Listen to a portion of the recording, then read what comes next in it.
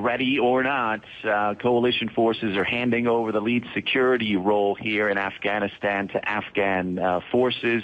The handover is being marked by a highly secured ceremony attended by Afghan President Hamid Karzai. He's addressing the gathering right now. Also in attendance, NATO Secretary General Anders Fogh Rasmussen. The ceremony started about 10 minutes ago. It's scheduled to be brief. There was a lot of precautions taken before this ceremony. The location was kept a secret. The guests were very much limited.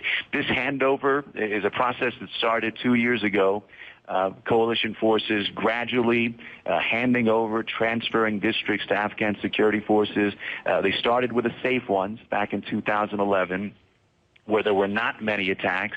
What was left was the dangerous districts deep in Taliban territory, and today those remaining districts are handed over. All of this, of course, is part of the coalition's exit plan. There's 100,000 troops still here in Afghanistan. 66,000 are American. By year's end, half of those troops will go home. By the end of next year, 2014, the combat mission will be over.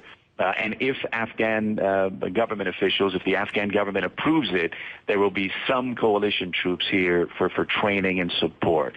But this is certainly a big step in that process, Rosemary. And Reza, as you rightly point out, ready or not, I mean, how ready are Afghan troops to take over the full responsibility of security across their nation? There's mixed accounts, Rosemary. I mean, there's certainly much improved when you talk to Afghan officials, coalition officials. They say they're much improved when you compare them to a few years ago, but they also acknowledge that there's a lot more training to be done. Their priority was to sign up as many people as possible in the past few years. They have 350,000 enlisted right now. Many of them are simply not properly trained, and you have to add the fact that it's still a very dangerous situation here in Afghanistan. Just because this handover is taking place doesn't mean the security situation is stable. Just this morning, 3 people killed in another explosion here in Kabul. Last week, 2 other attacks in Kabul. So still a very dangerous situation for the Afghan army to address.